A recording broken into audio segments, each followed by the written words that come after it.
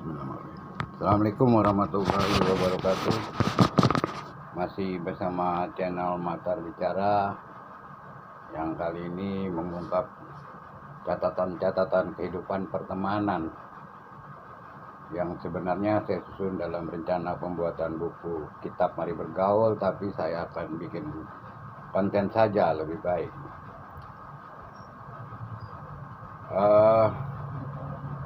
Sebagai pribadi yang ingin selalu berkembang berpikir, maka saya nggak berhenti berpikir dan mengajak teman-teman untuk mendiskusikan berbagai hal agar menggunakan kecerdasan untuk bisa tahu diri dan lingkungan serta persoalan-persoalan lain. Bagaimana biasanya 2-3 orang teman-teman datang ke rumah untuk berdiskusi, bahkan bisa 4-5 orang baik bersama maupun bergiliran.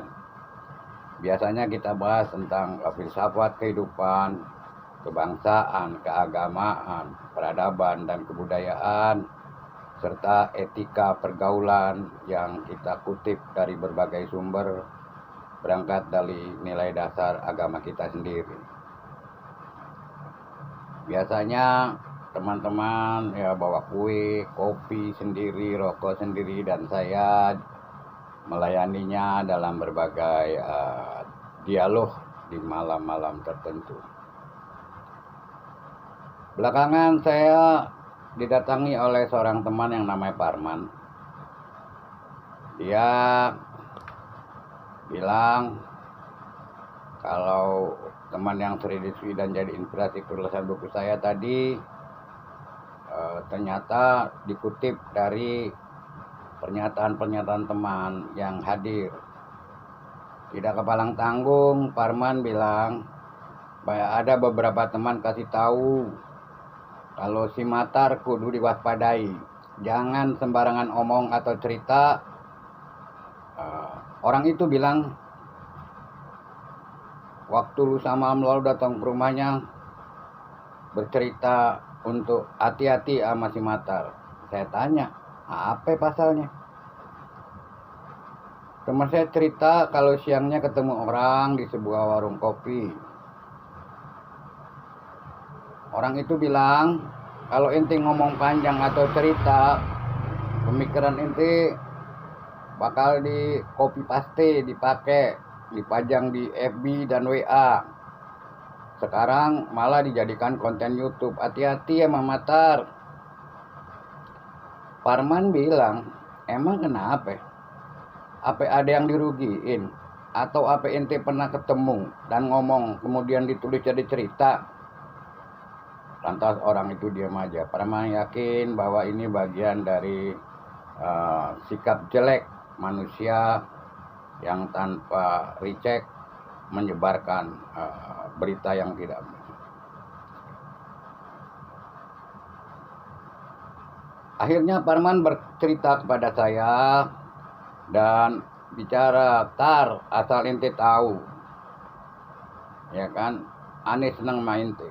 Pada orang itu aneh bilang, kalau aneh cerita dan ditulis sama Bang Matar, pan nggak nyebut nama. Apalagi omongannya malah lebih bagus kalau pas dijadiin konten YouTube.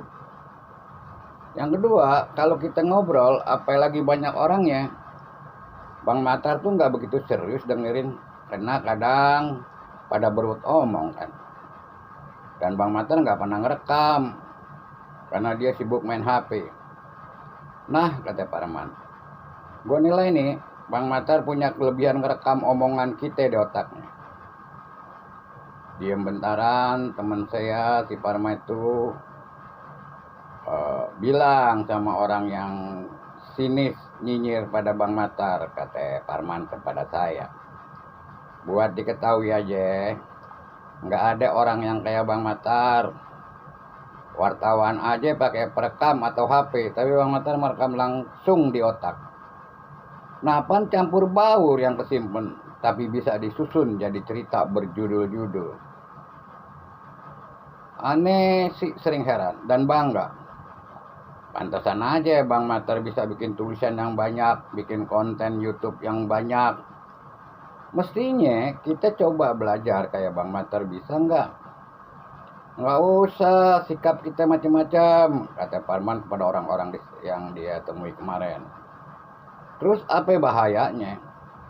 Kok sampai dicurigain, dibilang hati-hati kalau ngobrol sama Bang Matar.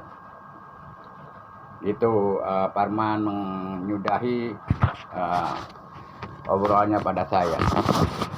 Saya bilang, biarin aja deh. Kita kan nggak bisa nyenengin orang.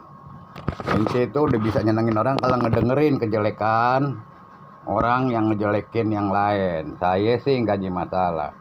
Orang mau bilang hati-hati, waspada sama saya nggak pernah peduli. Saya nggak pernah nyakitin orang, saya nggak pernah makan hak orang.